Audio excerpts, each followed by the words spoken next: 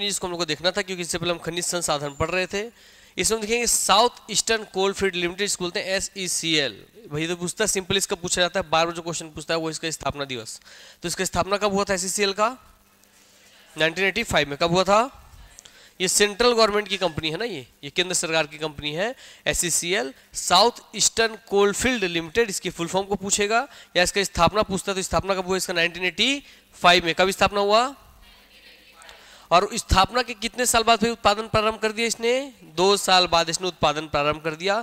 इसका मतलब भैया ये कोयले के उत्खनन का काम करने वाली आपकी कंपनी है। क्लियर हो गई बात है? चलिए, इसका मुख्यालय कहाँ पर है? तो बिलासपुर में। और छत्तीसगढ़ में इसका उप मुख्यालय कहाँ है? तो विश्रामपुर सूरजपुर में। इसलिए पूछता है मुख्यालय कहाँ? बिलासपुर। उप मुख्यालय कहाँ? तो विश्रामपुर सूरजपुर। उत्खनन का कार्य किसका करेगा? तो नाम में दिया है कोल, तो किसका उत्खनन करेगा? ये कोयले का। बस, कोई दिक्कत नहीं, सब सेंट्रल की कंपनी है।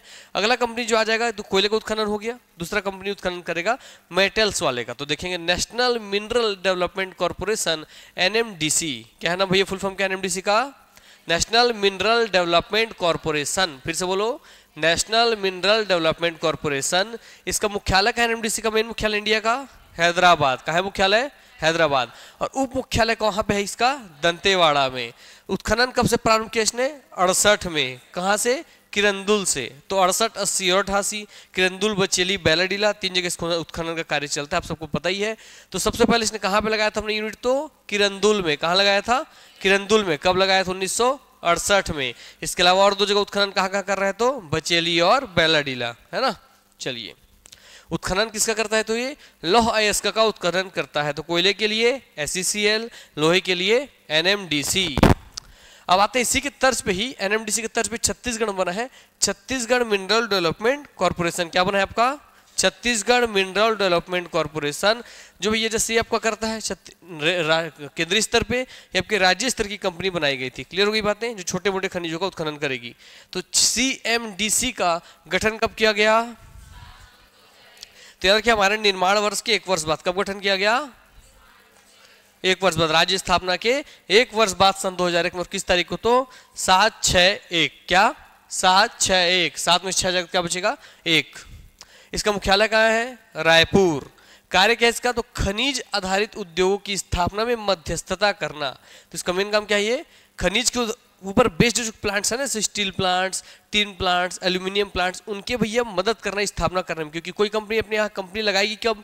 जब उसको बोलो कि हाँ रॉ मटेरियल मैं आपको उपलब्ध करवाऊंगी, इंफ्रास्ट्रक्चर मैं आपको उपलब्ध करवाऊंगी, मार्केट में आपको उपलब्ध कराऊंगी, तो जब आप फैसिलिटीज देंगे तब तो कोई कंपनी आपके यहाँ लगाएगी। तो इसलिए मध्यस्थता का काम ये करती है, खनिज आधारित उद्योगों की मध्यस्थता का कार्य करती है। इसलिए इस क्वेश्चन को एग्जैक्टली पूछा गया था। क्लियर हो गई बातें? चलिए, कुल कितनी परियोजना इसके अंतर्गत आती है? तो 5। तो छत्तीसगढ़ मिनरल डेवलपमेंट कॉर्पोरेशन के अंदर कुल कितनी परियोजनाएं आती हैं? 5। पहले तो नंबर पूछेगा। 5 कौन कौन सी परियोजना क्या बोलेंगे? कोयला, लोहा, टीन, बॉक्साइट, कोरंडम। कौन कौन सा? इसको याद कर लो कि 5 परियोजना से पूछेगा। कौन कौन सी 5 परियोजनाएं? कोयला, लोहा, टीन, कोरंडम। याद रखिएगा, तो उसी सबसे क्वेश्चन पूछता है। अगला है आपका छत्तीसगढ़ जिला खनिज न्यास संस्थान DMF, है ना। ये देखते हैं क्या है। अधिसूचना जारी करता है। तो इसकी अधिसूचना कब जारी हुई थी? तो बोलेगा भैया छत्तीसगढ़ जिला खनिज न्यास संस्थान की अधिसूचना कब जारी की गई? कब जारी की गई? तो 22/12/15। कब की गई? और प्रभावशील ये कब से हुई? तो 12/1/15। कब से? 16 हो गए, है ना। हाँ, ये 16 हो जाएगा। कब से हो जाएगा? ये 16 से। कितने जिलों के लिए इसको गठन किया गया? तो 27। मगर अब कहा कितने में काम करेगा? ये 33 में। रॉयल्टी का 10 से 30% राशि DMF के रूप में देना होता है। इसको समझाऊंगा क्या होता है, इसमें क्या मतलब है। तो पदेन अध्यक्ष, इसके पदेन अध्यक्ष कौन होते हैं? संबद्ध जिले के प्रभारी मंत्री। कौन होते हैं? हाँ, जिला न्यास संस्थान के तहत राज्य के 56 ग्रामों को आदर्श ग्राम के रूप में चिन्हांकित किया गया। तो पूछेगा जिला छत्तीसगढ़ जिला खनिज न्यास संस्थान द्वारा कितने ग्रामों को आदर्श ग्राम के रूप में चिन्हांकित किया गया है? तो कितने ग्रामों को? और जो 10 से 30% राशि DMF के रूप में देना है, इसका मतलब आपको इस संस्थान को अपने कुल लागत का जितना प्रॉफिट जनरेट कर रहे हैं उसका 10 से 30% पैसा इसको देंगे, ताकि उस खनिज उत्खनन से जो नुकसान हुआ है, मान लीजिए कोरबा माइन मिल गया, कोरबा उत्खनन कर रहे हैं, उससे जो पॉल्यूशन फैल रहा है, तो जो भी नुकसान हो रहा है, जो आदमी वहां से पलायन कर रहा है, तो उतना का 10 से 30% पैसा आप उसको देंगे, जो पैसा उससे कमा रहे हैं, ताकि उस पैसे से ये संस्था जाकर के उन लोगों के लिए जिनका भाई घर भी हटाया गया है उनको घर बना करके दे। आप पेड़ काटे हैं तो पेड़ लगा करके दे। तो जितना मेंटेनेंस का काम है उसको कौन करता है? छत्तीसगढ़ जिला खनिज न्यास संस्थान। क्लियर हो इतनी इस बात है, ध्यान रखिएगा। चलिए एनएमडीसी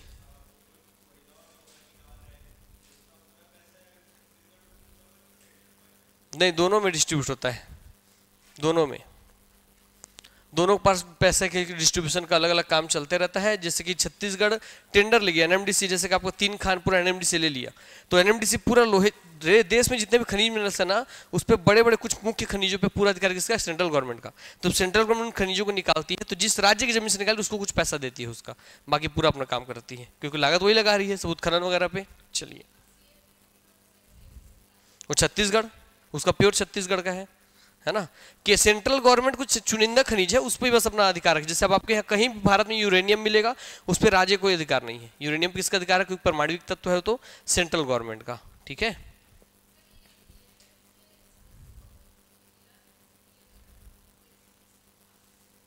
कौन सा वाले में? ये वाला डीएमएफ में। हाँ, क्या होते हैं बोल रहे हैं? ये डीएमएफ फंड में ही देते हैं 10 से 30%। इस कंपनी की, जैसे कोई भी कंपनी लगने वाली है मान लीजिए, तो उसको पहले परमिशन लेना पड़ता है, इसलिए बना सिंगल विंडो सिस्टम, एकल खिड़की सिस्टम बना है। जब वहाँ पर परमिशन लेके अपना फाइल जाएंगे कि मेरे को लगाना स्टील प्लांट, तो सारे परमिशन मिसकस परमिशन मिलना रहता है कि आपको जितना एकड़ जमीन आप ले रहे हैं उसमें कितना आप काटेंगे, कितना माइनिंग करेंगे, कितना क्या जो भी नुकसान आप पहुंचा रहे हैं, उस नुकसान की वजह में आपको 10 से 30% इसको देना पड़ेगा। वो कंपनी के उस पर देखा जाता है कि किसको 10% लेना, किससे 12, किससे 15, किससे 30, इस तरह से 10 से 30% उसका रेंज है। ठीक है,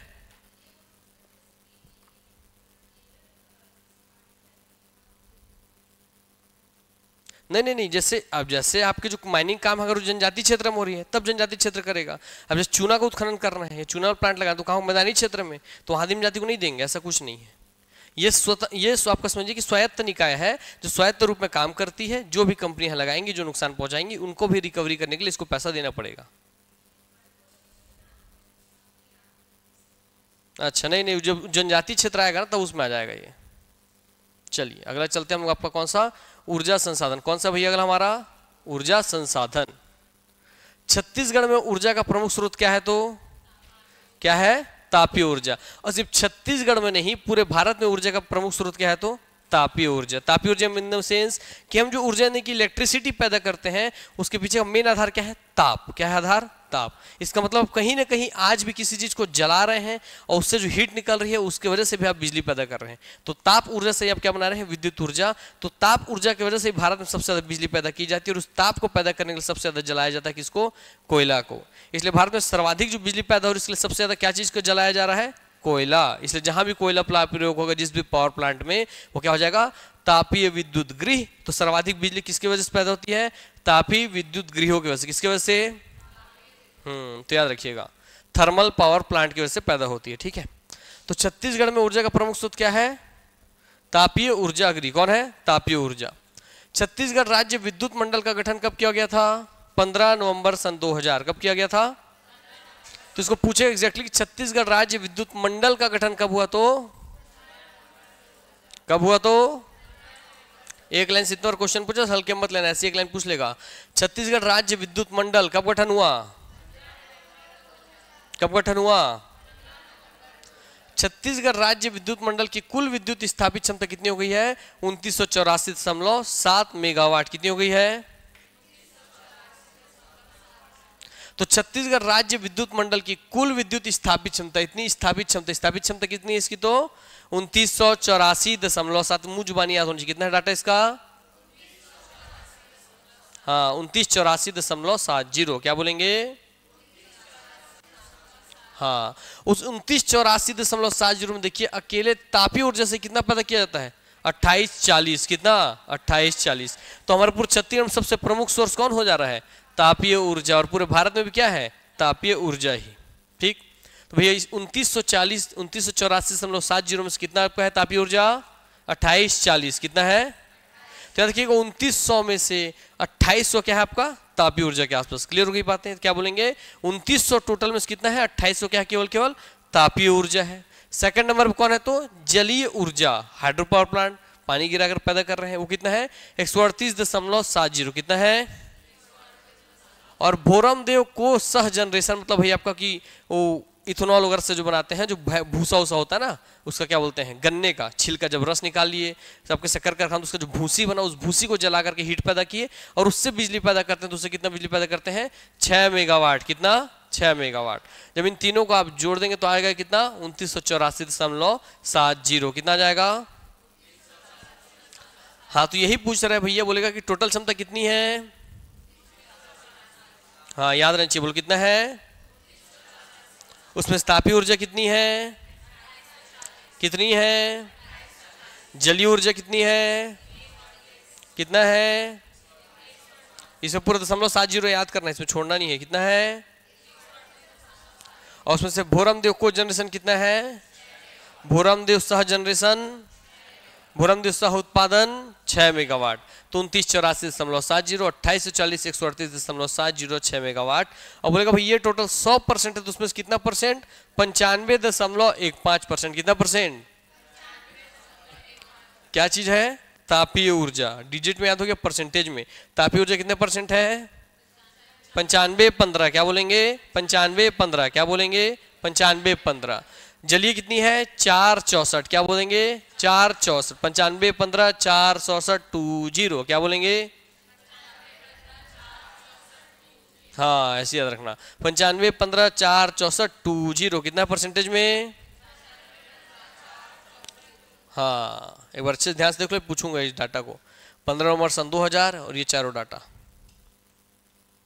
चलिए अभी आगे बढ़ते हैं इसी में कि छत्तीसगढ़ राज्य विद्युत मंडल के गठन के समय इसकी कुल स्थापित क्षमता, तो जब छत्तीसगढ़ राज्य विद्युत मंडल गठन किया गया 15 नवंबर सन 2000 को, उस समय भैया हमारे छत्तीसगढ़ की कुल स्थापित क्षमता कितनी थी 1360 मेगावाट। कितनी थी?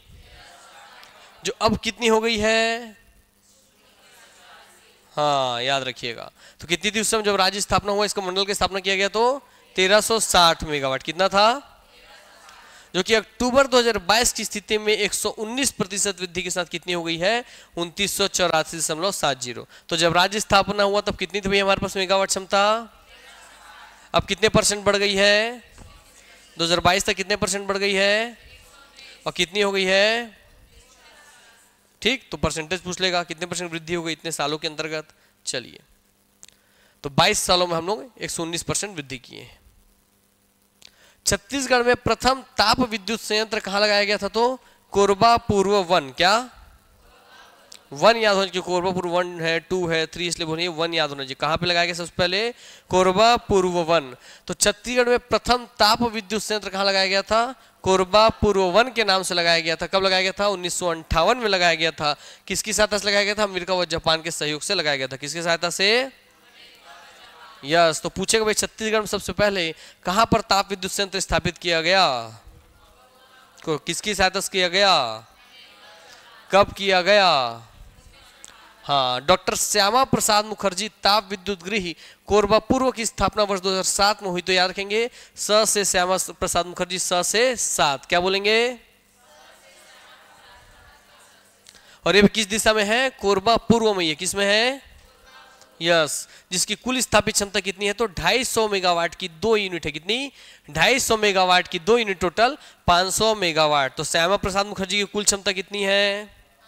500 मेगावाट। कौन से वर्ष में स्थापित किया गया? 2007 में। किस में आता है? कोरबा पूर्व में। कितनी यूनिट है? 2 यूनिट है। कितने कितने की? 250 की 2 यूनिट। चलिए आगे बढ़ते हैं।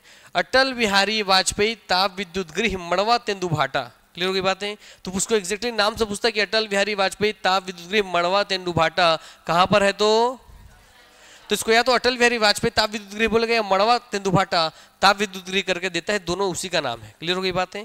ध्यान रखना। और ये कहां पर है? तो जांजगीर चांपा में। कहां पर है? इसकी स्थापना कब हुई? 16 में। कब हुई? हाँ 2016 में। कब हुई? स से श्याम प्रसाद मुखर्जी, स से 7 और भाई अटल बिहारी 16। क्या है? हाँ, जिसकी कुल स्थापित क्षमता कितनी है? तो 1000 मेगावाट। कितनी है? और 500 की 2 यूनिट लगी है। कितनी लगी है? हाँ चलिए आगे बढ़ते हैं। Chhattisgarh renewable energy development agency CREDA, clear हो गई बातें। Chhattisgarh renewable energy development agency CREDA की स्थापना कब की गई? कब की गई?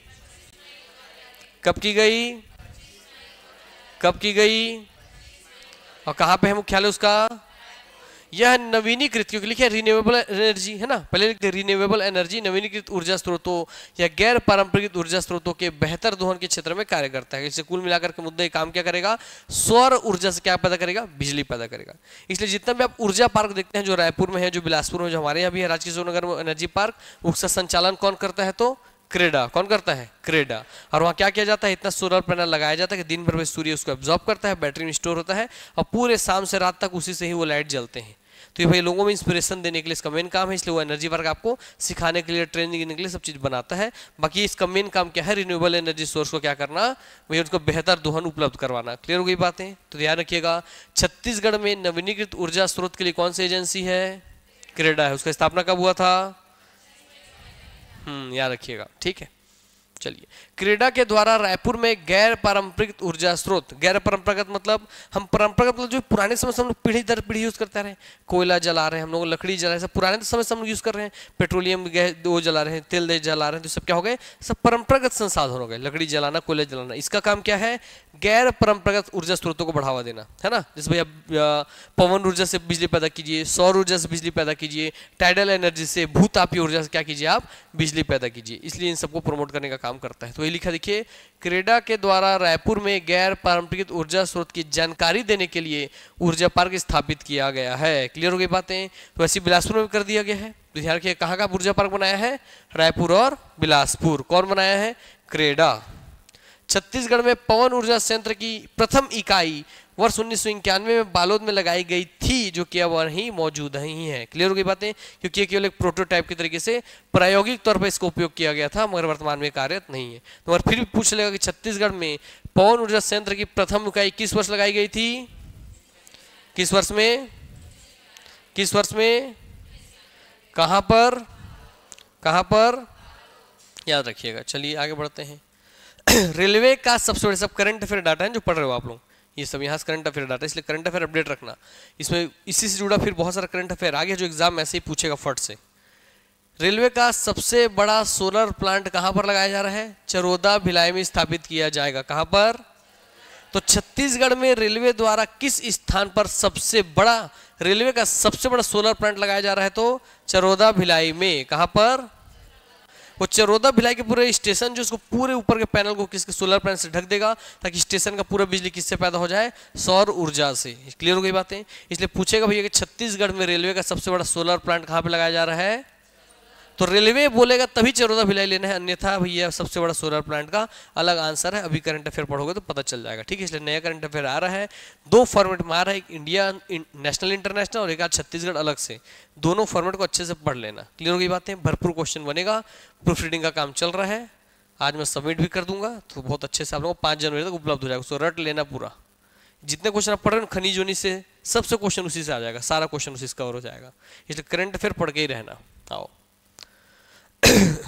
अमेरिका की जियो थर्मैक्स कंपनी के द्वारा भूगर्भिक ताप विद्युत इकाई की स्थापना बलरामपुर के तातापानी क्षेत्र में किया जाएगा। तो बलरामपुर का तातापानी आप सुने ही थे, है ना, गर्म पानी का फव्वारा, गर्म पानी वहां पर है, उस पानी में सल्फर की मौजूदगी ज्यादा है, इसलिए स्किन रोग वाले, चर्म रोग वाले जब नहाते हैं तो उनका स्किन रोग ठीक हो जाता है।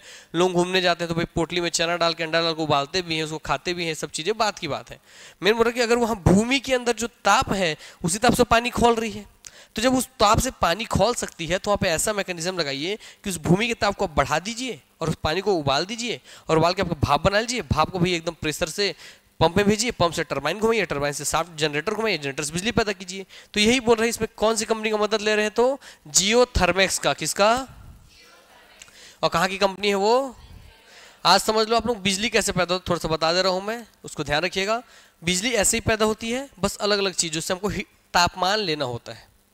नियम सीख लीजिए। जैसे देखिए, समझाता हूं आपको मैं, ये भैया आपको समझा रहा हूं, मान लीजिए कोयला है, चाहे लकड़ी है, चाहे जो भी चीज़ है, ठीक है, जिसको भी हम जला रहे हैं, ठीक, इसको हम लोग जब जला दिए, चलिए जला देते हैं, जला दी भैया, चलो जल गया ये चीज़, है ना, हाँ जल गया। अरे ऐसे क्या है, हाँ हल्के मतलब जला देता हूँ मैं, चलो जल गया भैया। जैसे ही जला तो इसके ऊपर इसकी ताप से समझाने के लिए बता रहा हूँ, ऐसा होता नहीं है। इसके ताप से समझिए यहाँ पे बना दिया है क्या, बॉयलर। क्या बना दिया है, बॉयलर। क्या बना दिया है, बॉयलर। हालांकि ऐसा होता नहीं एग्जाम समझने के लिए। बॉयलर, बॉयलर में भैया पानी भरा हुआ। क्या बना है, पानी। क्या भरा है, पानी। क्या भरा है, पानी। पूरा पानी भरा हुआ है। अब जैसे ही किसी चीज को आप गर्म करेंगे तो पानी उबलने लगेगा, उबल के पानी भाप में बदलेगा, भाप में बदलेगा बदलेगा बदलेगा तो फिर इसको किया जाएगा कि भाप और उबाला जाएगा और निकाला नहीं जाएगा इसमें से, और उसको हीट किया जाएगा और हीट किया जाएगा और हीट किया जाएगा और लास्ट में से एक छोटा सा पाइप से निकाल दिया जाएगा। क्लियर हो गई बात है। इसको इतना हीट करेंगे कि भाप पूरा सूख हो जाए। सोचो सूखा भाप कैसा होता होगा, भाप कभी सूखा होता है क्या, मगर यहाँ होता है। ड्राई सेचुरेटेड स्टीम का प्रयोग किया जाता है। किस शब्द का, ड्राई सेचुरेटेड स्टीम। आपसे सब नहीं पूछेगा, ये सब टेक्निकल टर्मिनोलॉजी है, इंजीनियरिंग में काम आता है, क्योंकि मेरा बैकग्राउंड यही है, मेरी ट्रेनिंग इस पे हुई है, इसलिए मुझे सब पता है। तो ड्राई सेचुरेटेड स्टीम का प्रयोग करते हैं, भाप को एकदम सूखा कर देते हैं। इसलिए सूखा करते हैं ताकि जब भाप जाके टरबाइन से टकराए तो उसके ब्लेड को भैया कोरोड ना करे, क्योंकि टरबाइन का ब्लेड लाखों लाखों रुपए का आता है ना, 25-25 लाख का ब्लेड होता है। यहाँ से फिर इसको भेजा जाता है डिरिलाइजर में। वहां से भैया क्या कर देते हैं, इसमें जो और थोड़ा बहुत पानी का प्रेजेंस रहेगा उसको एब्जॉर्ब कर लेगा, और फिर यहाँ से ये निकल जाता है भाप। यहाँ लगा दिया भाई बड़ा बड़ा पंप। क्या लगा दिया जाता है यहाँ पे, बड़ा बड़ा पंप। पंप इसको हाई प्रेशर में भेजता है, पंप इसको हाई प्रेशर में भेजता है, और यहाँ पर जाकर भैया टरबाइन के ब्लेड से टकराता है, और टकरा कर टरबाइन को घुमाता है ना, घुमाना चालू करता है। तो टरबाइन के शाफ्ट से कनेक्ट होता है कौन, जनरेटर। कौन कनेक्ट होता है, जनरेटर। और जनरेटर से भैया कनेक्टेड होता है कौन, हमारा बिजली का भैया सीक्वेंस। क्योंकि जैसे ही आप एसी करंट पैदा करेंगे ना, जो आपके घरों में प्रयोग हो रहा है, इसको आप स्टोर नहीं कर सकते।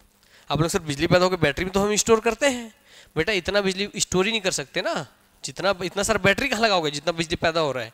इसीलिए जो पावर प्लांट में बिजली पैदा करता है उसको सीधा ही ट्रांसमिशन लाइन में भेजा जाता है, और ट्रांसमिशन लाइन के माध्यम से उसको सब डिवीजन तक भेज दिया गया, बड़े बड़े शहरों तक बड़े बड़े टावर की मदद से भेजा जाता है, जो आप देखते रहते हैं। वहाँ सब डिवीजन भेजा जाएगा, सब डिवीजन फिर इसका कैटेगरी बनेगा, कैटेगरी यहाँ से इसको भेजेगा भाई आपको, उसमें क्या बोलते हैं, क्या बोलते हैं जो लगता है, क्या बोलते हैं इसको बाहर वाले को, ट्रांसफार्मर में भेजेगा। ट्रांसफार्मर फिर कहाँ जाएगा, आपके घरों में आ जाएगा, और घर में आके किसमें जलने लगेगा भाई, आपका बल्ब जला देगा। क्या जला देगा, यस। तो ये पूरा सीक्वेंस है। मतलब कुल मिला के बिजली पैदा करना है तो क्या चाहिए हमको, ताप। क्या चाहिए, हीट। कुल मिला के हमको पानी उबालना है, भाप बनाना है, तो भैया पानी हर चीज उबाल सकता है, चाहे हीट कैसा भी हो। या तो आप यहाँ पे कोयला जला दिए तो कोयला जला के, आप लकड़ी जला दिए लकड़ी जला करके, इसकी वजह से आप लकड़ी कोयला नहीं जला तो देखिए भूमि के अंदर ताप है, तो भूमि के अंदर का जो ताप है उससे पानी उबाल लीजिए, है ना। जहां भी आपको कुल मिला के पानी को भाप में बदलना है, जैसे वो भाप में बदलेगा उस भाप से पंप लगा देंगे, पंप से उसको भेजेंगे टरबाइन में, टरबाइन घूमेगा, टरबाइन से क्या होगा, जनरेटर घूमेगा, जनरेटर से क्या हो जाएगा, बिजली पैदा हो जाएगा। क्लियर हो गई बात है। अब यही है, टरबाइन घुमाने के लिए हम किसका प्रयोग किए, भाप को लाके टकराए, अब वही डैम बना दिए, डैम से पानी को लाके गिरा के टकरा दिए, तो डैम से ऐसे बिजली पैदा होता है। कुल मिला के आपको घुमाना क्या है, टरबाइन। क्लियर हो गई बात है। और टरबाइन घुमाने के लिए आपको क्या चाहिए, तो उसमें कुछ ना कुछ प्रेशर डालना पड़ेगा, चाहे वो स्टीम का प्रेशर डालिए चाहे पानी का प्रेशर डालिए। अगर पानी गिरा के घुमा रहे हैं टरबाइन तो क्या हो गया, हाइड्रो पावर। क्या हो गया, हाइड्रो पावर। अब भाप घुमा कर आ रहा है क्या हो गया, थर्मल पावर। क्या हो गया, थर्मल पावर माने आपका तापीय ऊर्जा। क्लियर हो गई बातें। क्योंकि भारत में सबसे ज्यादा क्या जलाया जाता है, कोयला। क्या जलाया जाता है, कोयला। इसलिए भारत में सबसे ज्यादा क्या पैदा होती है, तापीय ऊर्जा। इसलिए जब आप एक भी बल्ब घर में बेमतलब जला के रखे हैं, इसका मतलब क्योंकि हर समय बिजली कंज्यूम हो रही है, तो आपके उस डिमांड की वजह से एक्स्ट्रा कोयला यहाँ जल रहा है। अगर आप लोग यहाँ पे घरों में अपने बल्ब जरूरत नहीं बंद करने लगेंगे तो इनको पता चल जाएगा कि उतनी बिजली यूज नहीं हो रही है, तो ऑटोमेटिक यहाँ एक कम कोयला जलाने लग जाएंगे, क्योंकि सब वापस में कनेक्टेड है। जितना आप कम बल्ब जलाएंगे उतना कम डिमांड होगा, उतना घूमते घूमते इनको उतना कम कोयला जलाना पड़ेगा। तो कोयला अगर आप बल्ब बचाते हैं, इसलिए क्यों बोलते हैं पढ़े लिखे लोग भाई कोयला कम जलाइए, आने वाली पीढ़ी के लिए बचाइए, क्योंकि अगर आज आप सारा कोयला आज ही जला देंगे तो आने वाली पीढ़ी के लिए कोयला ही नहीं बचेगा, और जब कोयला नहीं बचेगा तो वो कैसे बिजली पैदा करेंगे। समझ में आया बात ना। इसलिए आपके एक बल्ब जलाने से बहुत सारा भैया कोयला जल जाता है। इसलिए घरों में जब रहते हैं अनावश्यक रूप से भाई बड़े बड़े खिड़की बनाइए, बड़े बड़े वेंटिलेटर बनाइए, नॉर्मल सिर्फ केवल रात में लाइट का प्रयोग कीजिए, अन्यथा लाइट का प्रयोग मत कीजिए। ये सब अपने घरों का डिजाइन ऐसे ही करवाया कीजिए। चलिए ठीक, आओ चलते हैं। तो अमेरिका कौन सी कंपनी काम करेगी इस पे, जियोथर्मैक्स। क्लियर हो गई बातें। चलिए, वित्तीय वर्ष 2022-23 में सकल राज्य घरेलू उत्पाद जीएसडीपी में स्थिर भाव पर विद्युत गैस जलापूर्ति का योगदान कितना रहा है, 11-14 कितना रहा है, कितना रहा है। तो यार पूछेगा भाई जीएसडीपी में विद्युत गैस जलापूर्ति का योगदान कितना रहा है, कितना रहा है, यस, यही सब इकोनॉमिक सर्वे का डाटा जो पढ़ा रहा हूँ, हर चैप्टर में आपको पढ़ाते रहो ना, वही इकोनॉमिक सर्वे है। कितना है भैया? तो 11-14%। कितना परसेंट है? या बोले विद्युत गैस जलापूर्ति का परसेंट कितना है? 11% के आसपास। कितना बोलेंगे? हाँ, और पैसे में बोलेगा तो कितना है भैया बताइए? 29,64,205। तो 29 लाख रुपए। क्या बोलेंगे? हाँ, याद रखिएगा। चलिए, ये जीएसडीपी में योगदान है विद्युत गैस जलापूर्ति का। अब देखते हैं यहाँ पर जो डाटा इससे पूछता है, स्थिर भाव पर जीएसडीपी में विद्युत गैस जलापूर्ति का योगदान कितना था? तो 29,64,205। कितना था? अभी आप लोग पढ़े 29 लाख रुपए पढ़े ना, वही चीज है। हाँ, कितना परसेंट योगदान है इसका? तो कितना परसेंट वृद्धि हो रहा है इसमें? 11.14। और कितना योगदान है? तो 10.87%। योगदान कितना है? वृद्धि कितना परसेंट है? हाँ, छत्तीसगढ़ राज्य विद्युत उत्पादन कंपनी की अक्टूबर 2022 की स्थिति आपको बता रहा है कि छत्तीसगढ़ राज्य जो विद्युत उत्पादन कंपनी है, क्या हो गया? अच्छा, बंद कर दीजिए, बंद कर दीजिए, जाइए जाइए जाइए। देख के आओ, लड़के वाले बाथरूम चेक करके आओ। ऐसे लड़की वाले जाओ, लड़की में देख के आओ, जाओ जाओ भाई, जल ही जीवन है, काहे नहीं जा रहे हो? फटाक से बंद करके आओ।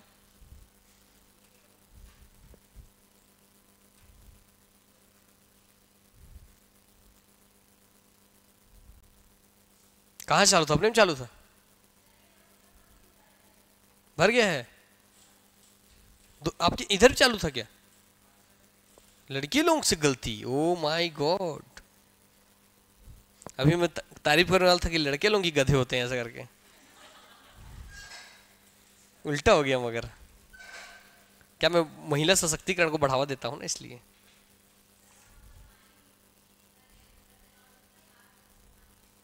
आज तो पूरा चल छैया हो जाता नहीं आप लोगों का साथ।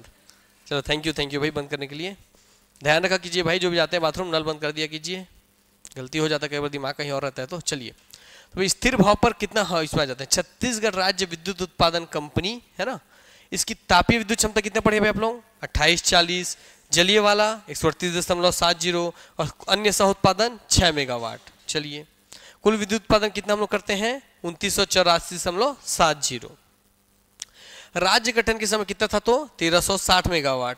राज्य गठन से अब तक कुल कितनी वृद्धि हो चुकी है? तो 1624.70। भाई इसमें टोटल में से घटा दीजिए 1360 को, आ जाएगा इतना डाटा। क्लियर हो गई बातें? और कितने परसेंट वृद्धि हुई है? तो 119% वृद्धि। कितना परसेंट? और 119% वृद्धि कितने मेगावाट है? तो 1624। हाँ, कितना मेगावाट है? 162470। कितना बोलेंगे? 162470 मेगावाट। हाँ, वितरण हानि का प्रतिशत कितना है? 18-12। कितना है वितरण हानि का परसेंट? की जैसे मैं बिजली पैदा कर लिया और जो पूरा ट्रांसमिशन में कि यहाँ से बड़े बड़े नेट टावर लगा करके आपके घर तक भेज रहा हूँ, तो यहाँ से बिजली आपके घरों तक भेजने में बीच में भैया बहुत सारा हानि लॉस, बहुत सारा एनर्जी लॉस हो जाता है। क्लियर हो गई बातें? क्योंकि जो बड़े बड़े हाई टेंशन वायर से जब आपका भैया बिजली भेजा जाता है, तो जब बड़े बड़े भैया हाई टेंशन जो आपके टावर होते हैं, उस हाई टेंशन वायर से जब आपको भेजा जाता है बिजली, तो इसके आसपास के वायु जो क्या हो जाता है? आयोनाइज हो जाते हैं। आयोनाइज होकर फ्लक्स जनरेट हो जाता है, जिसको सुहाई भैया आपका स्पार्क होता है। देखिए, आप कभी बड़े हाई टेंशन वायर के नीचे जाएंगे, आवाज आता है chit chit chit chit chit chit chit chit. मतलब भैया आपको क्या हो रहा है? हानि हो रहा है, लॉस हो रहा है विद्युत एनर्जी का। क्लियर हो गई बातें? इसलिए ध्यान रखिएगा, जितने अच्छे क्वालिटी का आप तार लगाएंगे उतना कम हानि होगा, जितने अच्छे क्वालिटी का आप इंसुलेटर यूज करेंगे उतना कम हानि होगा। मगर क्योंकि इतने बड़े बड़े हाई टेंशन वायर से इतनी ज्यादा दूर दूर तक भेजना है, तो उसमें इंसुलेटर अगर हम लगा दें, उसमें बहुत महंगा तार अगर हम लगा दें, तो भैया कॉस्ट कई गुना बढ़ जाएगी। इसलिए नॉर्मली हम एल्यूमिनियम का प्रयोग करते हैं, और जब हमें और मिश्र धातु रहता है, जब प्रयोग करते हैं तो उसमें हानि लॉस होते रहता है। और उसी हानि लॉस का कितना परसेंट बोल रहे हैं? तो 18.12%। कितना परसेंट? मतलब सोचिए, केवल आपको बिजली भेजने के लिए सरकार को अगर 100% भी बिजली पैदा कर, तो उसमें कितना लॉस हो गया? उसको 18% का लॉस हो गया उसको, सीधा सीधा, है ना। बचा कितना बिजली? आपको बचा बिजली उसके पास 88% का। और उस 88% में आपको भैया बिजली दे रहा है, उसके हिसाब से आपसे पैसा ले रहा है। क्लियर हो गई बातें? हाँ हाँ, 82 हो गया ना, 18 है। हाँ, 82% का। क्लियर हो गई बातें? तो ध्यान रखिएगा। तो इसलिए वितरण हानि में ही कि वितरण प्रोडक्शन से लेके आपके घर पहुंचाने तक में कितने परसेंट हानि हो जाती है? तो 18-12। कितना परसेंट? हालांकि जब राज्य गठन हुआ था तब इसका परसेंटेज ज्यादा था। धीरे धीरे हम और अच्छी अच्छी टेक्नोलॉजी का प्रयोग करते गए, ट्रांसमिशन लाइन को सुधारते गए, तो ये वितरण हानि का प्रतिशत समय के साथ घटता जा रहा है। ये जो बता रहा हूँ, इसको ये पूछा है कि वितरण हानि के प्रतिशत की प्रकृति कैसी है वर्तमान समय में राज्य गठन की तुलना में। तो राज्य गठन की तुलना में अब कैसी स्थिति है, घट रहा है। वितरण हानि क्या हो रहा है, घट रहा है। क्लियर हो गई बातें। प्रोडक्शन बढ़ रहा है, वितरण हानि घट रहा है, क्योंकि एडवांस होते जा रहे हैं आप लोग इसलिए। बाकी कितना वितरण हानि के प्रतिशत, तो 18-12%। कितना परसेंट, हाँ याद रखना है। विद्युत उपभोक्ता स्थिति कितनी है 2021-22 के अंत में, देख लीजिए कि कुल उपभोक्ता संख्या कितनी है अभी, 60 लाख। कितनी है, तो छत्तीसगढ़ में कुल कितने भैया विद्युत उपभोक्ता है, तो कितने हैं, हाँ विगत वर्षों की तुलना में कितने परसेंट वृद्धि हुई है, कितने परसेंट, हाँ तो कुल कितने लाख में विद्युत उपभोक्ता, 60 लाख। कितने परसेंट वृद्धि हुई है, चलिए अब विद्युत उपभोक्ता श्रेणी में, इस श्रेणी को याद करिएगा कि उसके सीक्वेंस को पूछता है, घटते से बढ़ते क्रम में बताइए कि सबसे ज्यादा कहाँ बिजली उपभोग किया जाता है। तो सबसे ज्यादा कहाँ बिजली का उपयोग होता है बताइए, घरेलू में। कहाँ पे, घरेलू में। हमको ये लगता है कि सबसे ज्यादा बिजली तो भैया बड़े बड़े कंपनियों में, प्लांट्स में लगता होगा, मगर नहीं, छोटे छोटे घरों में ही सबसे ज्यादा बिजली पैदा होता है। इसलिए कोई भी बड़ा आदमी क्या बोलता है कि आप अपने घर में भैया बिजली बेमतलब बिजली मत वेस्ट कीजिए, बेमतलब पंखा मत चलाइए, बेमतलब बल्ब मत जलाइए, क्योंकि सबसे ज्यादा उपयोग कौन करते हैं, घरेलू। कौन उपयोग करता है, घरेलू। इसका मतलब अगर आप बचाएंगे तभी बहुत बड़ा हिस्सा बच पाएगा, है ना, क्योंकि भैया 50% से अधिक हिस्सा तो आपका है, घरों का है। इसलिए घर वालों को ही बिजली बचाना पड़ेगा, क्योंकि प्लांट वाला तो थोड़ा सा ही वेस्ट नहीं कर सकता बिजली। जितना दूर बिजली यूज कर रहा है उतना प्रोडक्शन करेगा ही करेगा, क्योंकि उसको तो लॉस है। इसलिए उसके यहाँ वेस्टेज नहीं होता। वेस्टेज होता कहाँ है, घरेलू स्तर पर ही। इसलिए सुधार की सबसे जरूरत कहाँ पर है, घरेलू स्तर पर ही। नहीं तो आप देखेंगे भाई जिनको बिजली बिल आजकल हाफ हो गया, कोई फर्क नहीं पड़ रहा है, कोई दिक्कत की बात नहीं है, ज्यादा नहीं आ रहा है, तो क्या कर रहे हैं लोग, तार फंसा चला रहे हैं, तो बेमतलब बिजली चले पड़ा है। पंखा चल रहा है उस रूम में, आप बैठे हैं इस रूम में, आप हॉल रूम से उठ के हॉल में आ रहे हैं, रूम का इसलिए चालू छोड़ दिए, कोई दिक्कत नहीं है। ये सब बैड हैबिट्स को सुधार करना है। क्लियर हो गई बातें। चलिए ध्यान रखिएगा इस बात को, ताकि आप भैया बचा सके। आइए, तो घरेलू कितना परसेंट है, 53%। कितना परसेंट, चलिए उसका सेकंड नंबर कौन है, तो बीपीएल परिवार। कौन है, फिर कौन है, कृषि हितग्राही, फिर कौन है, गैर घरेलू, फिर कौन है, औद्योगिक श्रेणी। माने उद्योग लोग केवल कितना परसेंट यूज करते हैं बिजली का, 0.61%। बाकी 99% कौन यूज करता है, नॉर्मल लोग, है ना। क्लियर हो गई बात है, समझ में आ रहा है बात ना, यस। तो ध्यान रखिएगा भाई, कितना परसेंट घरेलू, 53, वो कितना बीपीएल 28, कृषि हितग्राही 8, गैर घरेलू 6। तो याद रखिएगा 53, 28, 8, 6.6। क्या बोलेंगे, क्या बोलेंगे, 53, 28, 8, 6.6। कौन कौन है, घरेलू, बीपीएल, कृषि हितग्राही, गैर घरेलू, औद्योगिक श्रेणी। क्लियर हो गई बात। चलिए गैर घरेलू में घर के अलावा जितने भी ऐसे प्लांट, जैसे आपके घर में कोई चक्की मिल चला रहा है ना, कोई छोटा मोटा अपना दुकान लगा रहा है, उस तरीके के रेडियो वाले जो है गैर घरेलू, मैंने बिना घर के अदर से, जितने आपके ठेले वेले वाले, छोटे मोटे दुकान वाले, ये सब शहर में जो प्रयोग करते हैं। ठीक, चलिए आगे बढ़ते हैं हम लोग इधर। विद्युत उपभोग का स्वरूप 2021-22 में हम आ जाते हैं। देखते हैं क्या स्वरूप है भैया। तो कुल विद्युत खपत कितना किया जा रहा है, 25,161 मिलियन यूनिट। कितने यूनिट बिजली का खपत करते हैं हम लोग,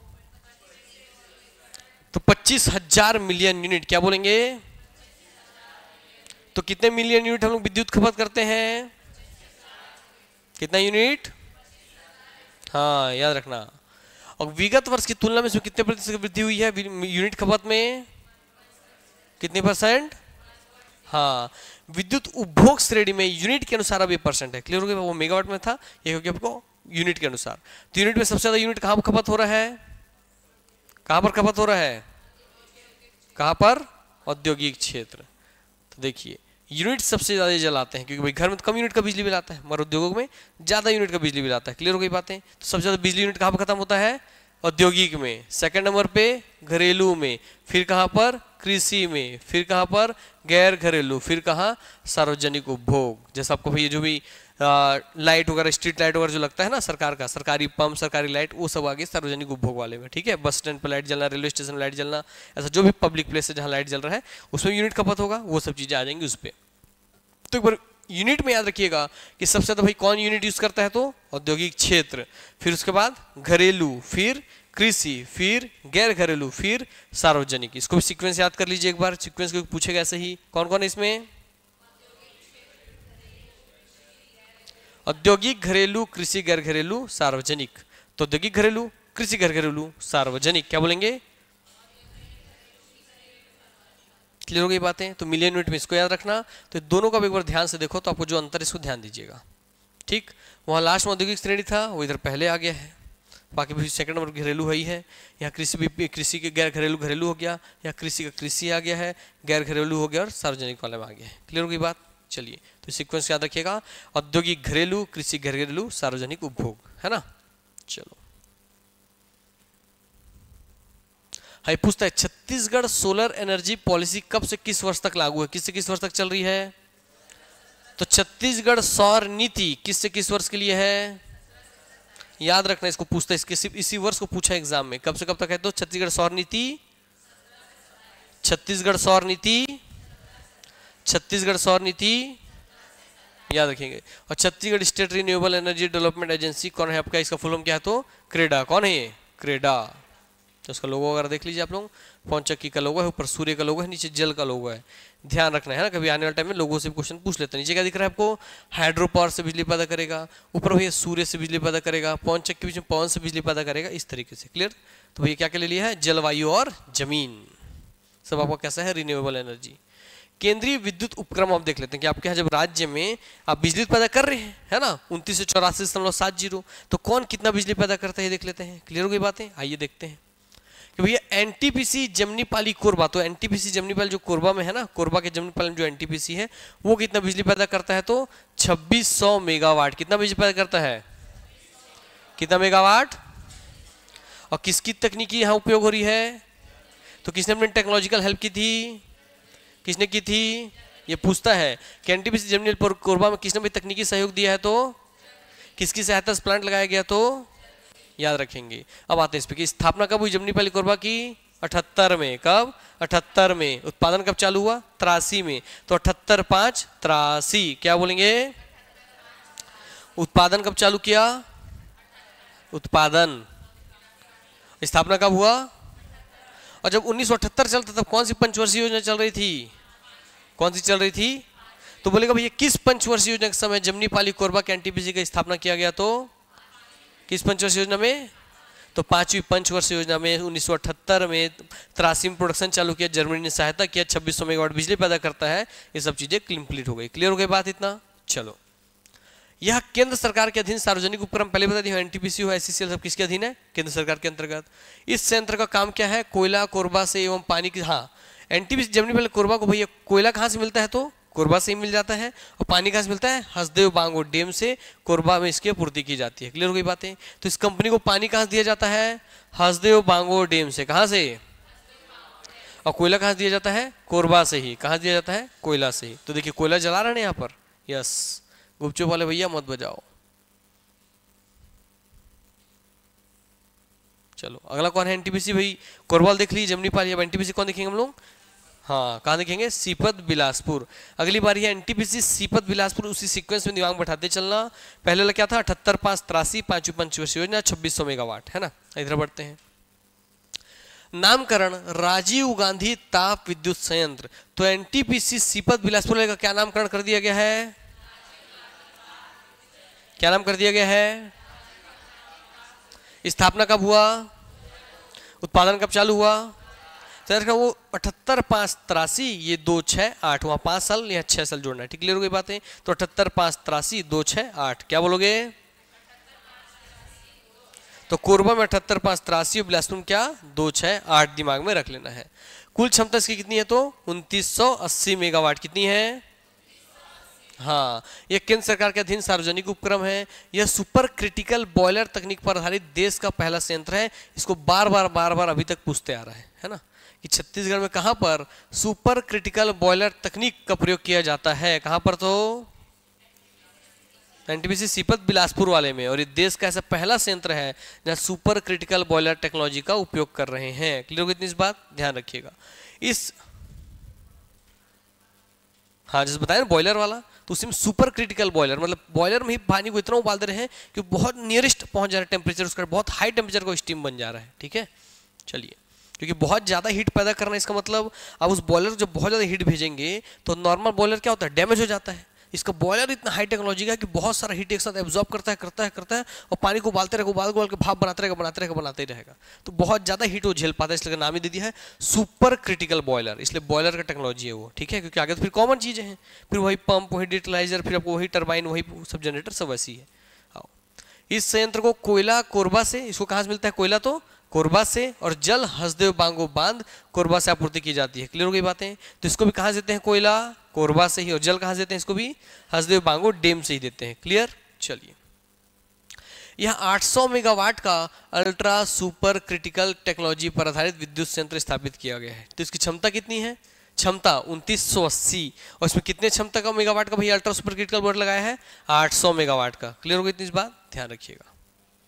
आते हैं एनटीपीसी लारा रायगढ़, किस पे आ गए हम लोग, एनटीपीसी, हाँ याद रखिएगा। तो देखिए एनटीपीसी के 3 हो गए, एक कोरबा, एक बिलासपुर और एक कहाँ, रायगढ़। एनटीपीसी में कहाँ, रायगढ़ में कहाँ पे, लारा एनटीपीसी, क्या बोलते हैं इसको, लारा एनटीपीसी रायगढ़। कुल क्षमता कितनी इसकी, 4800 मेगावाट, दोनों से ज्यादा। तो पूरे छत्तीसगढ़ में सर्वाधिक विद्युत क्षमता वाला कौन सा एनटीपीसी है, तो विद्युत क्षमता है ना, मतलब इसकी क्षमता की इतना ज्यादा, उतने ज्यादा प्रोडक्शन ही कर पाएगा। अभी कर भले ना रहा हो, जैसे 4800 पैदा करना है, अभी केवल 2000 कर रहा हूँ, अभी 3000 कर रहा हूँ, आगे वाले टाइम में उतना प्रोडक्शन इसका करना है। क्लियर हो गई बातें। तो कुल क्षमता कितनी है इसकी, 4800 मेगावाट, कितनी, उसके लिए इसको क्या करना पड़ेगा, 6800 मेगावाट का 6 यूनिट लगाना पड़ेगा। कितना लगाना पड़ेगा, हाँ, मगर प्रथम चरण में कितना उत्पादन कर रहा है, तो ये 2400। तो पहले चरण में कितना उत्पादन कर रहा है, 2400, 800 कितने यूनिट लगा दिया है, 3। दिसंबर 2020 की स्थिति तक कितना कर दिया है, 2400 प्रोडक्शन कर रहा है मेगावाट का। कच्चा माल इसको कहां से मिलता है, तो कोयला कहां से मिलता है इसको, रायगढ़ से, और पानी साराडीह बैराज से, कहां से, हाँ उसमें दोनों तो कॉमन था, कोयला कोरबा, पानी वहीं से हसदेव बांगो से। यहाँ कहां से मिल रहा है, कोयला रायगढ़ से और साराडीह बैराज से पानी। NS power company limited, NSPCL Bhilai Durg, ये एक अलग याद रख लीजिए ध्यान करके, कौन है तो आपका NS power company limited, NSPCL. Clear हो गई बातें। एनएस का मतलब क्या, ध्यान रख लीजिए, एन का मतलब एनटीपीसी एस फॉर सेल, क्या है मतलब, एनटीपीसी एस फॉर सेल। तो NTPC SAIL power company limited Bhilai Durg. Clear हो गई इतनी इस बात। इसका मतलब जो भिलाई में जो सेल कंपनी है, SAIL steel authority of India limited, उसके प्लांट में जितना बिजली खपत होता है, वो अपने खुद की प्लांट के लिए खुद का एक पावर प्लांट लगाना चाह रहा है। क्लियर हो गई बातें। तो भैया ये एनटीपीसी क्या करेगा, नेशनल थर्मल पावर कॉर्पोरेशन, तो सेल की कंपनी के लिए ये भैया एक पावर प्लांट लगा देगा। क्लियर हो गई बातें। तो खुद सेल अपनी पर्सनल यूज के लिए क्या करवा रहा है, एनटीपीसी से एक प्लांट लगवा रहा है, इसलिए दोनों से मिल करके प्लांट बन रहा है, इसका नाम क्या हो गया, एनएसपीसीएल। क्या हो गया, हाँ, और कहां पे है, तो ये भिलाई दुर्ग में, क्योंकि भाई सेल कहां पर है, भिलाई स्टील प्लांट कहां पर है, सेल मतलब भिलाई स्टील प्लांट है ना, कौन सा, भिलाई स्टील प्लांट, बीएसपी, उसी की बात कर रहे हैं। तो कुल क्षमता इसकी कितनी होगी, 574 मेगावाट। कितनी होगी, हाँ, कैसे करेगा ये, 250 का 2 यूनिट और 74 का 1 यूनिट। कैसे लगाएगा ये, याद रखना कितना कैसा लगेगा भैया, 250 का 2 यूनिट 74 का 1 यूनिट। कितना पैदा करेगा, 250 का 2 यूनिट 74 का 1 यूनिट, टोटल कितना पैदा करेगा, 574। विशेष तथ्य है कि इस संयंत्र की स्थापना भिलाई इस्पात संयंत्र, भिलाई स्टील प्लांट बीएसपी को विद्युत आपूर्ति करने के उद्देश्य से की जा रही है ना, इसका किसी पब्लिक के लिए नहीं है, उसका खुद का भैया इतना यूज करना है उसको, ठीक है, इतना बिजली उसको लगता है। ये तो केंद्र वाला देख लीजिए। अब कौन सा देखेंगे हम लोग, राज्य वाला। कौन सा देखेंगे, राज्य वाला। आइए, छत्तीसगढ़ राज्य में विद्युत उत्पादन एवं पारदर्शिता, देखिए क्या क्या आपके सामने दिया है, चालिका शक्ति, तापीय और जल विद्युत क्षेत्र दी है राज्य स्तर पर, उत्पादन मिलियन यूनिट में, अप्रैल 21 से सितंबर 21, अप्रैल 22 से सितंबर 22, अंतर प्रतिशत देख लेंगे, ये वही दे दिए पीएलएफआर प्रतिशत, ठीक है। चलिए, कुल मिलाकर की बात नहीं इसमें, देखते हैं, ये भी नहीं, ये भी नहीं, यहाँ से पढ़िए, वो डाटा भी मतलब का नहीं है, यहाँ से पढ़ो, इसके पूरे टेबल से याद होने चाहिए, ये पूरा टेबल आपको याद होना चाहिए कंठस्थ, क्योंकि इसमें किसी भी क्लाइंट को उठाएगा और एग्जाम में पूछ लेता है, ठीक है। चलो देखो, इस पूरे टेबल से ही इतना सारा क्वेश्चन आया है भाई। आइए इस टेबल को पहले अच्छे से पढ़ लो। देखिए, ताप विद्युत गृह दिया है, उधर क्षमता मेगावाट में दिया, परिचालन वर्ष दिया है, ठीक है, कब से भैया आपका संचालित हो रहा है। तो डॉक्टर श्यामा प्रसाद मुखर्जी ताप विद्युत गृह कोरबा पूर्व कितने यूनिट का था, 500 का था, कितने 250 का 2 यूनिट था, कब से काम कर रहा था, क्या ट्रिक बताया था? से 7 से श्याम प्रसाद मुखर्जी। एक तो काम खत्म हो गया। हाँ सर, एक तो याद हो गया हम लोग, बोलो एक तो याद हुआ कि नहीं हुआ? हो गया। बस ऐसे सब खत्म करेंगे अभी, देखना 1 बाय 1 फटाफट। चलो ये हो गया आंसर हमारा, ठीक है ना। तो उसको पूछेगा भैया कितना यूनिट है, तो 250 का 2 यूनिट, टोटल हुई आपका 500 मेगावाट। और कौन से वर्ष से? 2007 से। हसदेव ताप विद्युत गृह कोरबा पश्चिम का बात कर रही है, पूर्व वाला है। कोरबा कौन बोल रहा है? पश्चिम। पश्चिम भैया क्या बोल रहे हैं, तो 840 मेगावाट कितना पैदा करता है?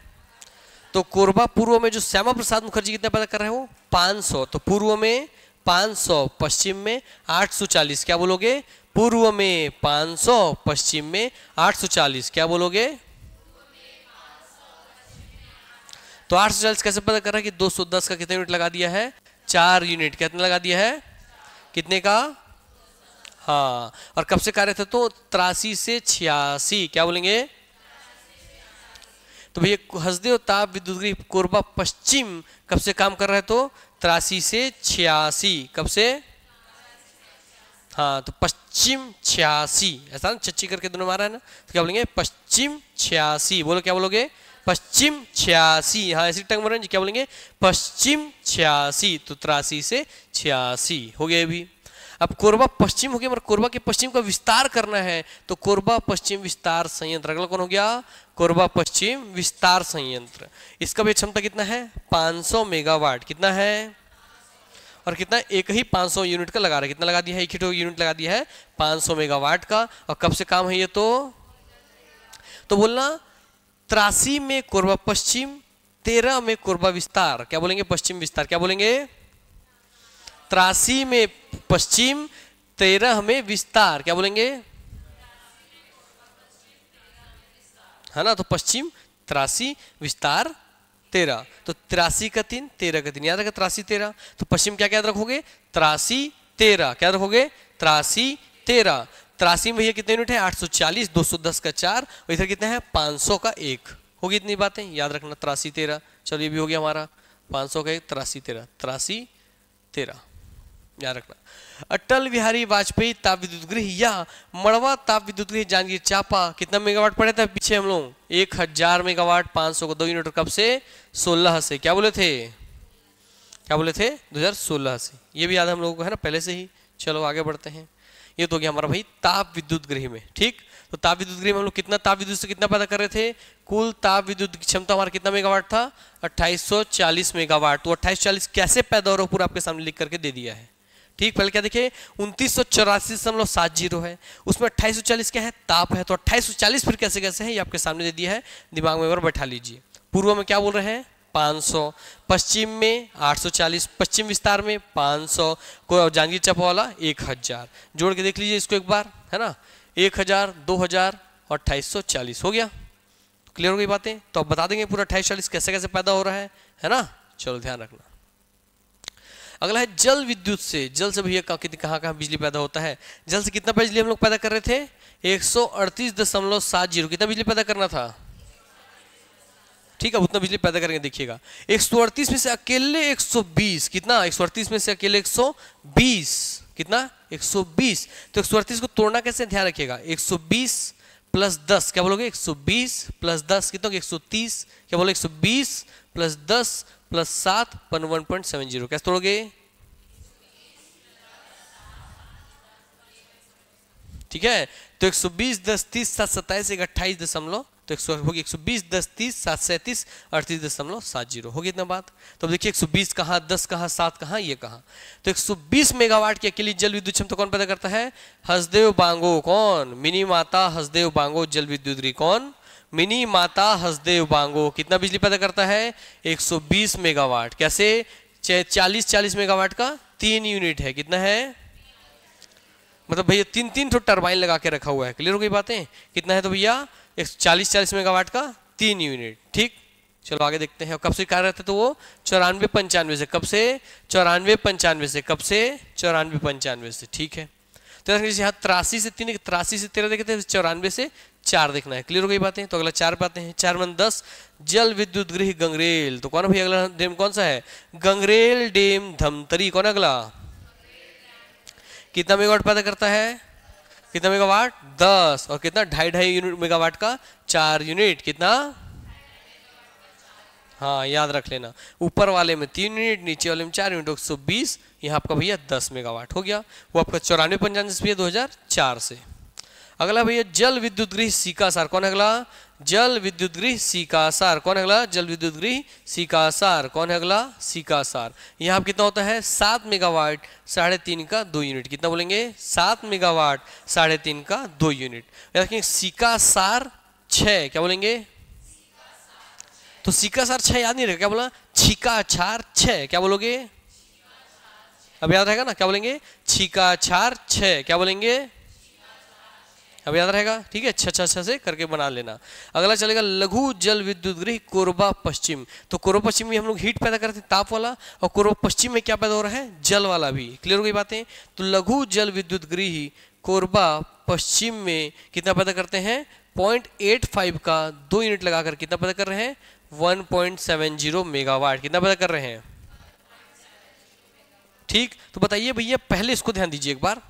कोरबा पूर्व, पश्चिम, पश्चिम विस्तार, और भैया हो गया अटल बिहारी। इतने 4 चीज याद रखना है। क्लियर? कोरबा, पश्चिम, पश्चिम विस्तार, अटल बिहारी जी। क्लियर हो गई बातें? उसके लिए इसमें क्या क्या याद करना है हम लोगों को?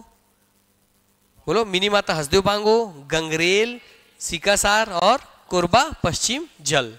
4 हो गए इसमें। कभी उसमें कितना एकदम तोड़ना है? हाँ, पहला कौन है उसमें? कोरबा पूर्व 500, उसके बाद पश्चिम 840, फिर 1000 हो गया। 2840 निकाल दिए। अब इसको निकालो, 138 7 बनाओ। 120 मिनी माता हसदेव बांगो, 10 कहाँ पे? गंगरेल में, 0.7 कहाँ पर? सीकासार में, 7 सीकासार में, और लास्ट में भैया आपका उतना 1.7 कोरबा पश्चिम में। हो गया इतना बात? चलो, तो जोड़ने से कितना हो जाएगा टोटल? 138.70। क्लियर?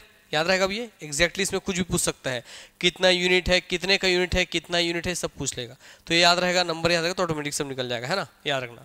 और इसका वर्ष कितना भैया? लघु जल विद्युत गृह पश्चिम वाले का 3 से 9। कितना लगा? 3 से 9। कितना लगा वर्ष इसको? 3 से 9। तो याद रखना इन चारों में। भैया हसदेव बांगो में 94 95, 94 से 4 6 3 9, क्या बोलेंगे? है ना? 94 से 4 6 3 9, क्या बोलेंगे? याद रहेगा? 94 से 4 6 3 9, ऐसे बना लोगे? क्या बोलोगे? हाँ, वेरी गुड। चलो आगे बढ़ते हैं। अब लास्ट में बच गए भाई, इसमें क्या? 6 मेगावाट पैदा करना है ना? कोसा वाला कहाँ पे? भोरमदेव सह उत्पादन कबीरधाम। एक ही यूनिट है 6 मेगावाट का 2006 से। क्या? 6 मेगावाट 2006, एक ही यूनिट है भोरमदेव सह उत्पादन कबीरधाम। ठीक, ये आपकी सोच जलाया जाता है भैया, वही गन्ने की भूसी को जला के भैया बिजली पैदा कर रहे हैं। ठीक है, और कितना के टोटल सबको जोड़ देंगे तो 2984.70 मेगावाट। अब इसको पूरे यूनिट को आप तोड़ सकते हो, नहीं तोड़ सकते हो? तोड़ लोगे ना? चलो अभी पूरा लिस्ट एक बार देखो, और फट से भी अपने कॉपी में लिख के देखना कि भैया बनता कि नहीं बनता इसको। न्यूक्लियर सब में कुल मिला के आपको हीट पैदा करना है। हाँ, न्यूक्लियर में हीट होता है। जैसे हम उसको एटॉमिक को तोड़ते हैं ना, तो जैसे वो टूटता है उससे बहुत भारी मात्रा में हीट निकलता है, उसी हीट से पानी खोल जाएगा। अब जैसे न्यूक्लियर फ्यूजन, देखो हमारे फ्यूजन तो होता नहीं, हमारे फ्यूजन होता है, नाभिक के विखंडन। तो जैसे 2 नाभिक टूटते हैं, तो जैसे बम फूटता है तो कैसे हीट निकलता है, वैसे जब 2 नाभिक टूटते हैं तो उससे बहुत हीट निकलता है। और हीट निकलता है, उसी हीट से हम क्या करते हैं? पानी को गर्म कर देते हैं। मगर उसमें निकल रहे नाभिक कितने? 3 न्यूट्रॉन, 3 फ्री हुए, तो 2 को एब्जॉर्ब किए, 1 को आगे भेजे ताकि चैन रिएक्शन हो सके। नहीं तो 3 एक साथ निकलेंगे तो एक साथ 3 को फोड़ देंगे आगे वाले, वो 9 को फोड़ देंगे। इस तरह से पूरा इक्विलिब्रियम पूरा प्लांट छूट जाएगा। इसलिए हम लगाते हैं कि हम लोग आपका चैन रिएक्शन कंट्रोल करने के लिए कंट्रोल रॉड लगा देते हैं। ठीक है, कुल मिला के हीट पैदा करना है, चाहे नाभिक के फ्यूजन कीजिए, चाहे फ्यूजन से, चाहे किसी से भी। चलो ध्यान बैठाओ, भाई पूछेंगे।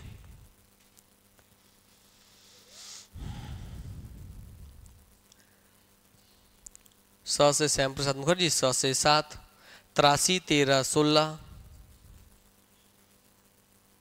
पश्चिम 86, है ना? पश्चिम 86 ऐसे याद रखना था, 86 पे 83 कर लेना था।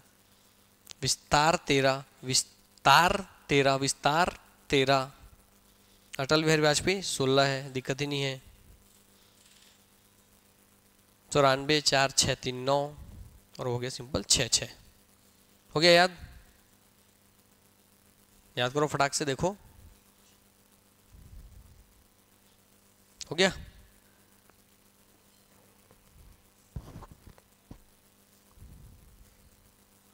चल जिसको इसको हो गया, लग रहा है हो गया है, इस पूरे टेबल को अपने दिमाग में फटाफट बनाइए अपने कॉपी में, मुंडी नीचे करके फटाफट बनाना चालू कीजिए एक बार। की पॉइंट्स में लिख लीजिए, पूरा लिखने की जरूरत नहीं है। यहाँ श्याम प्रसाद तो केवल श्यामा लिखो, लिखो उसका भैया यूनिट की थी उसको लिखो, सीधा डेट लिखो, पूरा श्यामा प्रसाद मुखर्जी जैसे लिखने की जरूरत नहीं है, फटाफट लिखिए। बाकी जिसको याद नहीं पर ध्यान से देख लो, 2 मिनट के अंदर लिख लेना है आप लोगों को। पहले ध्यान से देखिए, दिमाग में बैठाने की कोशिश कीजिए।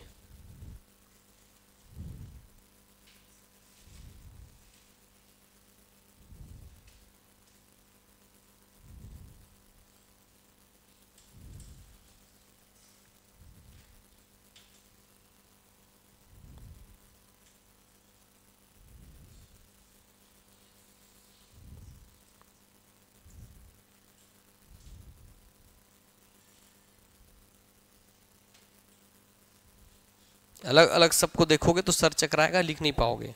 जैसे टेक्निक बताया वैसे दिमाग में बैठाओ और वैसे लिखना चालू करो।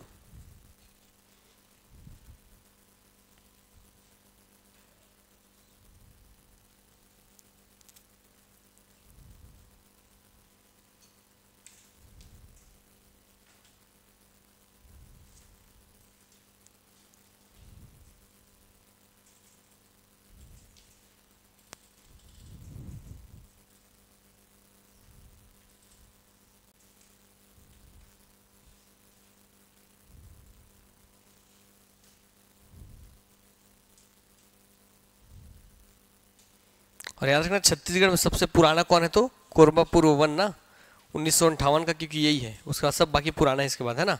तो छत्तीसगढ़ में सबसे पुराना कौन है, कोरबा पूर्व वन 1958, ठीक।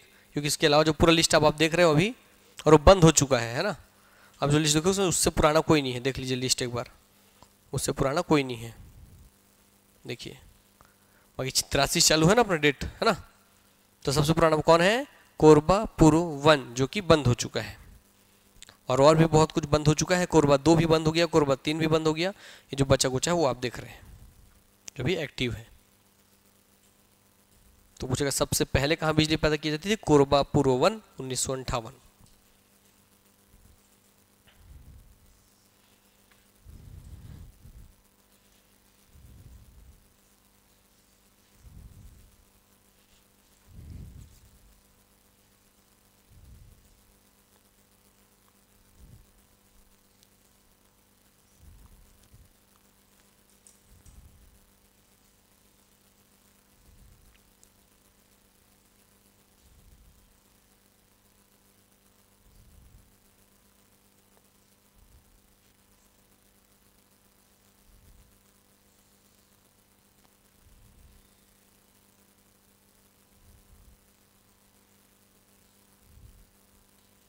चलो हो गया।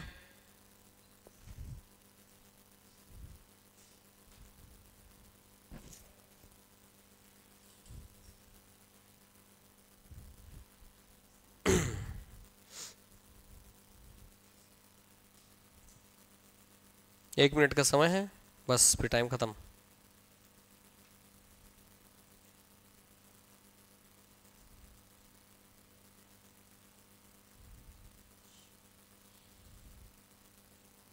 जो भूल रहे होंगे उस पर दिमाग पे जोड़ दीजिएगा, याद आएगा तो ठीक, नहीं तो आगे का लिखिएगा और फिर वापस उसको रिटर्न करके लाएंगे तो मैच कीजिएगा कौन सा भूल रहे थे।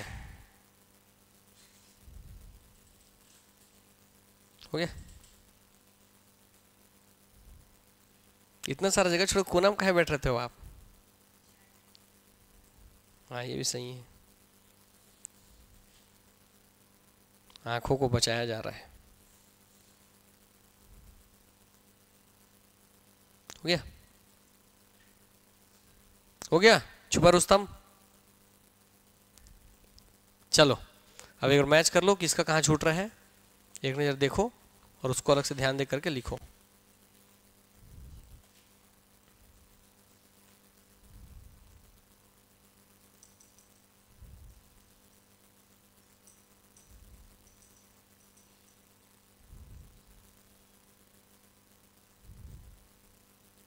हो गया, चलो अब आगे बढ़ते हैं। आइए अब सबका ध्यान इधर आ जाइए, बाकी अब घर में जाके याद करके लिखिएगा एक बार, देखिए कितना याद रहता है। छत्तीसगढ़ राज्य विद्युत मंडल रायपुर को देखते हैं हम लोग, है ना। जब हमारा राज्य गठन का समय बना था तो छत्तीसगढ़ राज्य विद्युत मंडल का गठन कब हुआ था भैया? तो हम 1 नवंबर को हम बने थे और 15 नवंबर को क्या बना दिया हम लोग? विद्युत का मंडल बना दिया। क्या बना दिए? विद्युत मंडल। तो हम कब बने? 1 नवंबर। बनाए कब विद्युत मंडल? 15 नवंबर सन 2000 को ही। पुनर्गठन इसका कब किया गया? तो 8 में। कब किया गया पुनर्गठन? 8 में। तो विद्युत मंडल का पुनर्गठन कब किया गया? 8 में। विशेष के पुनर्गठन के पश्चात इसके कार्यानुसार 5 भागों में विभक्त कर दिया गया। तो इस मंडल को कितने भागों में तोड़ दिया गया? 5 भागों में। कितने भागों में? 5। होते पुस्तक की कितने भागों में तोड़ दिया इसको? 5 भागों में तोड़ दिया गया। CSPGCL Chhattisgarh state power generation company limited की प्रस्तावित ताप विद्युत संयंत्र की लिस्ट देख लीजिए आप लोग। तो इसके 5 यूनिट में CSPGCL, CSPDCL सब जो देखते हो ना, CSPT power transmission company limited, तो power generation, power transfer, power distribution, CSPDCL, CSPGCL, CSPTCL ऐसे करके 5 यूनिट बना दिया। उसी में से बोले जो पावर जनरेशन की कंपनी है Chhattisgarh state power generation company limited, इसकी क्योंकि पावर जनरेट करना इसका काम है, तो इसके द्वारा प्रस्तावित ताप विद्युत संयंत्र कौन कौन उसको देख लीजिए, क्योंकि आने वाले समय में ये सब जुड़ जाएंगे आपके लिस्ट में। अब इनको ध्यानपूर्वक देख लीजिए एक बार। आइए, तो हमारे पावर जनरेशन का काम कौन करता है? CSPGCL। राज्य में कौन करता है? राज्य स्तर पे CSPGCL Chhattisgarh state power generation company limited हो गया। किसकी शाखा है ये? छत्तीसगढ़ राज्य विद्युत मंडल की ही शाखा है, जो कब बनी थी? 2008 में बनी थी, उसके पुनर्गठन के बाद। आइए, ताप विद्युत संयंत्र बनाएगा, स्थान और कुल क्षमता कितना? तो बूंजी बुंदेली ताप विद्युत परियोजना कहाँ बनाएगा ये? कोरिया। कहाँ बनाएगा? तो बूंजी बुंदेली कितना मेगावाट? बूंजी बुंदेली कितना मेगावाट? बूंजी बुंदेली कितना मेगावाट? दिमाग कोरिया में लेकर के रखना अपना। बूंजी बुंदेली कितना मेगावाट? कोरबा दक्षिण ताप, देखिए पूर्व पश्चिम बोल, देखिए कोरबा में आप कहाँ गए? दक्षिण। कहाँ गए? दक्षिण। तो कोरबा दक्षिण ताप विद्युत परियोजना कहाँ पे? कोरबा में। कितना मेगावाट? 1000। तो कोरबा दक्षिण 1000। क्या बोले? कोरबा दक्षिण 1000। इफ्को और CSPGCL मिल करके संयुक्त ताप विद्युत परियोजना कहाँ लगा रहे हैं? प्रेमनगर सूरजपुर। कहाँ लगा रहे हैं? कितना मेगावाट? वैसे CSPGCL प्लस इंडिया बुल्स, तो CSPGCL दो के साथ मिल रहा है, एक जगह मिल रहा है इफ्को के साथ, एक जगह के साथ इंडिया बुल्स। इफ्को और इंडिया बुल्स, इफ्को और इंडिया बुल्स लगा रहा है 13-20 प्रेमनगर सूरजपुर, भैयाथान सूरजपुर। कहाँ कहाँ पे? तो प्रेमनगर वाला कहाँ पर है? इफ्को में। किससे जुड़ के रे? इफ्को में। और भैयाथान वाला आपके बुल्स में। कहाँ पे? तो याद रखना भैया, भैया माने भैंस, भैंस से बुल्स, याद रह जाएगा। तो भस भैयाथान, भस से भैंस, याद रह जाएगा। और भैया प्रेमनगर, प्रेम बोल तो I love you, I love you बोल तो आई से इफ्को, याद रह जाएगा ऐसा करके, है ना। चलो, आई लव यू ऑल। वैसे मैं सबसे बहुत प्यार करता हूँ। आगे बढ़ते हैं। कितना कितना मेगावाट? 1320। 1000 वाला कहाँ है? दक्षिण में। 500 वाला कहाँ पर है? कोरिया में, बूंजी बुंदेली। याद रहेगा चारों। चलो आगे बढ़ते हैं। CSPGCL की प्रस्तावित जल विद्युत संयंत्र देखिए, ताप वाला देख लिए। अब जल वाला कहाँ पे लगाया उसको ध्यान से देखिए। तो बोधघाट जल विद्युत परियोजना कहाँ पे लगाए गए? दंतेवाड़ा इंद्रावती नदी 300 मेगावाट। कहाँ कहाँ पे? हाँ, तो भैया CSPGCL जल विद्युत कहाँ लगा रहा है? बोधघाट दंतेवाड़ा इंद्रावती नदी 300 मेगावाट। कहाँ पे? पूछ चुका है 2020 में ही ना। हाँ, कहाँ पे? हाँ, रेहर मटनार कन्हार। क्या बोलेंगे? तो बोलो, बोधघाट रेहर मटनार कन्हार। बोधघाट कहाँ? दंतेवाड़ा इंद्रावती नदी 300 मेगावाट। रेहर कहाँ? सूरजपुर रेहर नदी 96 मेगावाट। मटनार कहाँ? बस्तर मटनार 60 मेगावाट। कन्हार कहाँ? बलरामपुर कन्हार 50 मेगावाट। तो एक बार याद करो फटाक से सबको। चलो पहले नाम याद करो। बोधघाट रेहर मटनार कन्हार। क्या क्या बोलेंगे? कहाँ कहाँ? बोधघाट रेहर मटनार कन्हार। क्या क्या? बोधघाट रेहर मन्हार कटनार, बोधघाट रेहर मटनार कन्हार, बोधघाट दंतेवाड़ा मटनार बस्तर, रेहर सूरजपुर कन्हार बलरामपुर। हो गए दोनों चीजें, दो उत्तर की दो दक्षिण की। हो गई इतनी बातें ना। तो दो टर्म कौन कौन सी है जल वाले में? उत्तर में सूरजपुर बलरामपुर, सूरजपुर वाले का नाम रेहर, बलरामपुर वाले का नाम कन्हार। नीचे आते हैं दंतेवाड़ा बस्तर, दंतेवाड़ा में बोधघाट, बस्तर में मटनार। हो गया चीजें, मैप में आसानी से बैठता है ना। कहाँ कहाँ पे?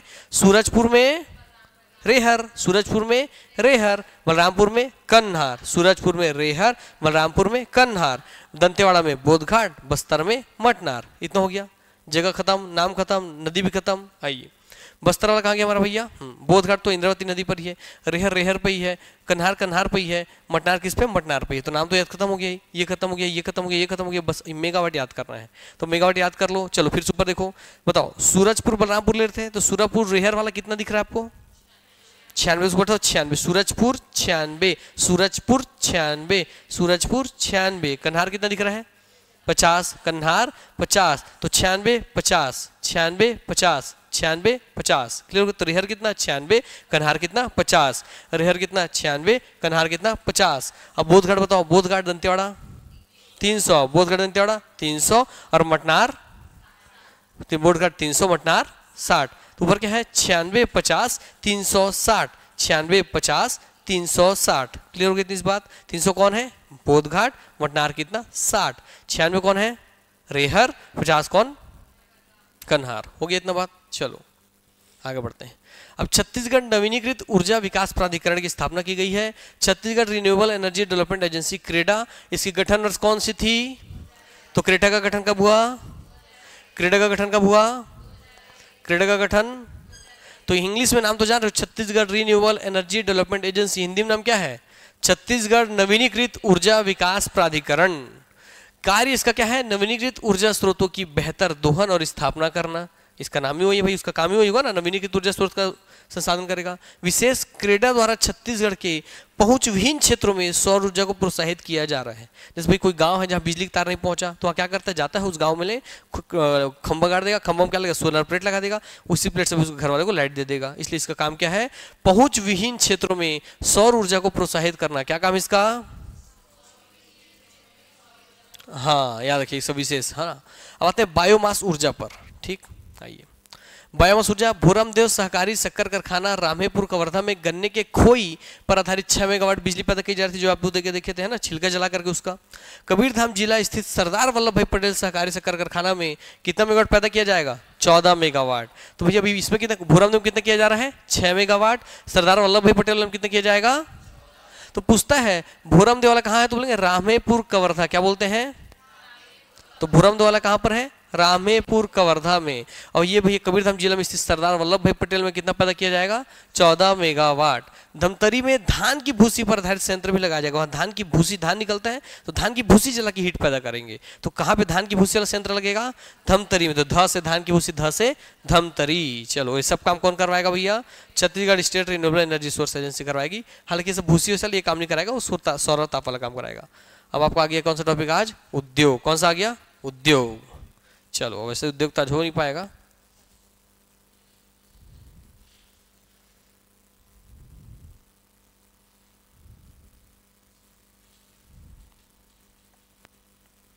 बहुत छोटा सा है वैसे तो, है ना, बस ये खत्म। ये तो चलो इसको कल पढ़ा देंगे, है ना। कितना टाइम बचा है अभी, तो यार 2 मिनट बचा हुआ है। Oh my God, 1 minute 50 second. कल पढ़ाएंगे इसको। हाँ कल तो संडे हो गया, अब मंडे से मेरी क्लास रहेगी नहीं, तो अब बीच में इसके आगे जितना चैप्टर बचा है, 2-4 चैप्टर आपका जो ही 4-5 चैप्टर सबको स्पेशल क्लास लेकर लगा देंगे। ठीक है, तो ग्रुप में एक्टिव रहना, जब मैसेज करूँगा तो पहुँच जाना। बस आपका रेगुलर क्लासेस में ही कर देंगे। फ्राइडे सैटरडे साथ बात की देने के लिए नहीं भी देंगे तो मैं सैटरडे संडे लेके खत्म कर दूंगा। ठीक है, तो इसका जिम्मेदारी मेरा, जो बचे हुए टॉपिक्स हैं उसको मैं पढ़ा दूंगा आप लोगों को, है ना। चलो उसको ध्यान रखना। चलो, और इसके बाद ये तो हो गया शॉर्ट में आप पढ़ लिए हो इसका मतलब, क्योंकि जब आप कदम रख दोगे छत्तीसगढ़ में, आपको सब चीज़ का नॉलेज हो गया। छत्तीसगढ़ में ये ऐसा है, ये ऐसा है, कोयला बिजली इतना पैदा, ये वो सब आइडिया हो गया। अब इसका तो भैया जितना डिटेल्ड बुक लेकर के पढ़ना चालू कर देना छत्तीसगढ़ का। जब पढ़ाई खत्म हो जाएगा ना कोई टॉपिक का, तब डिटेल में पढ़ना चालू कर देना, क्योंकि अब तो इसको पढ़ के आप कॉम्पिटिशन पैर रखे हो, है ना। मगर सिलेक्शन के लिए बाकी सबसे आगे निकलना पड़ेगा। और कैसे निकलोगे, नॉलेज के बेसिस पे। नॉलेज के लिए आपको ज़्यादा पढ़ना पड़ेगा। तो अब आधार आपका बन गया, बेस आपका बन गया, फाउंडेशन बन गया है, तो अब जितना एडवांस पढ़ सकते हो पढ़ लेना। क्लियर हो गई बातें, क्योंकि एग्जामिनर जैसे से एग्जाम टफ होगा वो ये डिटेल जाकर के ही पूछने वाला है हर एक चीज़ों को।